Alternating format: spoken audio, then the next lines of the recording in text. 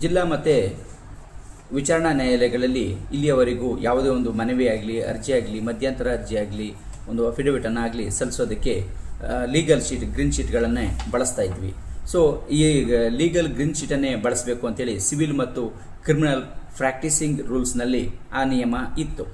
So ಈಗ ಆ ನಿಯಮ ತಿದ್ದುಪಡಿಯಾಗಿದೆ. ಇದಕ್ಕೆ ಸಂಬಂಧಪಟ್ಟಂತೆ registrar general KS Bharat Kumar ಅವರು ಎಲ್ಲ ಜಿಲ್ಲಾ ನ್ಯಾಯಾಲಯಗಳಿಗೂ ನೋಟಿಫಿಕೇಶನ್ ಅನ್ನು ನೀಡಿದ್ದಾರೆ. ಸೊ ಹಾಗಾಗಿ ಈ ಸುತ್ತೋಲೆಯಂತೆ ಮುಂದೆ ನ್ಯಾಯಾಲಯಗಳಲ್ಲಿ ಸಲ್ಲಿಸಬಹುದಾಗಿರುತ್ತೆ. ಸೊ ಹಾಗಾಗಿ ಈ ಒಂದು ವಿಚಾರದ ಪೂರ್ತಿ ಅಂಶವನ್ನು ನೋಡೋದಕ್ಕಿಂತ ಮೊದಲು ನೀವಿನ್ನೂ ನಮ್ಮ ಚಾನಲ್ಗೆ ಸಬ್ಸ್ಕ್ರೈಬ್ ಆಗಿಲ್ಲ ಅಂತ ಸಬ್ಸ್ಕ್ರೈಬ್ ಆಗಿ, ಹಾಗೆ ಬೆಲ್ ಬಟನ್ ಪ್ರೆಸ್ ಮಾಡಿ. ಕಾನೂನು ಅರಿವಿನ ಎಲ್ಲ ವಿಡಿಯೋಗಳು ಮೊದಲು ನಿಮಗೆ ತಲುಪುತ್ತೆ. ಲೀಗಲ್ ಶೀಟನ್ನು ಬಳಸೋದಕ್ಕೆ ಸಂಬಂಧಪಟ್ಟಂತೆ ಇನ್ನು ಮುಂದೆ A4 ವೈಟ್ ಶೀಟನ್ನೇ ಬಳಸ್ಬೋದು ಅಂತೇಳಿ ಈ ಒಂದು ಸುತ್ತೋಲೆಯಲ್ಲಿ ತಿಳಿಸಲಾಗಿದೆ.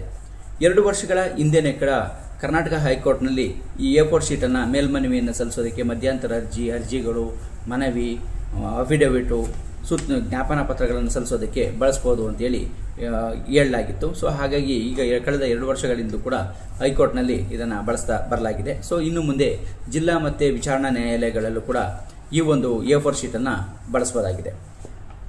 KS ಭರತ್ ಕುಮಾರ್ ಅವರು, ರಿಜಿಸ್ಟ್ರಾರ್ ಜನರಲ್ ಅವರು ನೀಡಿರುವಂಥ ಒಂದು ಸುತ್ತೋಲೆ ಏನಿದೆ, ಇದರ ಪ್ರಕಾರ ಇನ್ನು ಮುಂದೆ ವಿಚಾರಣಾ ಮತ್ತು ಜಿಲ್ಲಾ ನ್ಯಾಯಾಲಯಗಳಲ್ಲೂ ಕೂಡ A4 ಶೀಟನ್ನು ಅರ್ಜಿ, ಮಧ್ಯಂತರ ಅರ್ಜಿಯನ್ನು ಸಲ್ಲಿಸಲಿಕ್ಕೆ, ಮನವಿಯನ್ನು ಸಲ್ಲಿಸಲಿಕ್ಕೆ, ಜ್ಞಾಪನಾ ಪತ್ರವನ್ನು ಸಲ್ಲಿಸಲಿಕ್ಕೆ, ಪ್ರಮಾಣ ಪತ್ರವನ್ನು ಸಲ್ಲಿಸಲಿಕ್ಕೆ ಉಪಯೋಗಿಸ್ಬೋದು. ಆದರೆ ಈ ಬಳಸುವಂಥ A4 ವೈಟ್ ಶೀಟ್ ಏನಿದೆ, ಇದು ಬಾಳಿಕೆ ಬರುವಂಥ, ಅಂದರೆ ಥಿಕ್ನೆಸ್ ಇರಬೇಕು ಮತ್ತು ಬಾಳಿಕೆ ಬರುವಂಥ A4 ವೈಟ್ ಶೀಟ್ ಆಗಿರಬೇಕಾಗಿರುತ್ತೆ.